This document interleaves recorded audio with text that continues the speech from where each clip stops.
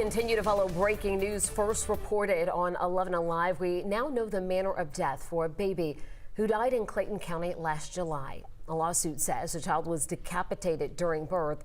11 Alive's Molly Oak was the first reporter to confirm this new development. Molly, so many of us hurt just hearing about this story last year.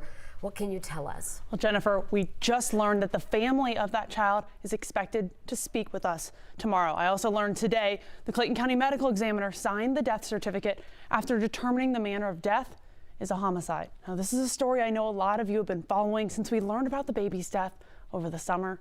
That's when the child's parents filed a lawsuit against the doctor and the hospital. And we do want to warn you, the allegations in the lawsuit are graphic. Two parents are finally starting to get some answers, nearly 7 months after a mother went into labor only to lose her child. This is one of the most sad, egregious, and horrific situations that I've ever seen. The Clayton County medical examiner determined the manner of death for the child is homicide. While telling me some information can't be released due to other investigations, he hopes that some details will provide comfort for the family. The ME added the cause of death was a fracture-dislocation to the upper spine and spinal cord at the neck, and that a manner of death is considered homicide because the death was caused by the actions of another person. Rewind to July 9th. That's when lawyers say Jessica Ross went into labor with her baby, Travion Taylor Jr., for 10 hours at Southern Regional Medical Center in Riverdale.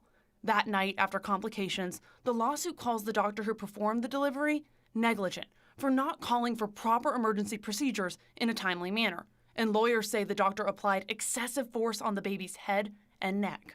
Early July 10th, the lawsuit says Ross got a C-section. Here's how the attorneys previously described what happened. Feet came out, the body came out, and there was no head. The healthcare providers at Southern Regional Hospital, after this horrific incident, tried to hide what actually happened, and they also did not report the death to the authorities of Clayton County. The medical examiner previously told me he only found out about the death initially after a funeral home called them on July 13th, days after lawyers say Ross gave birth. Since then, the ME says on October 19th and 20th, they consulted with 2 OBGYNs to review the case. Last month, a private forensic pathologist was contacted to review the findings. And last night, the Clayton County medical examiner signed the death certificate. Now, we have reached out to the hospital, but we haven't heard back yet. Previously, the hospital denied the allegations, but made it clear the doctor involved wasn't an employee, but did have privileges there.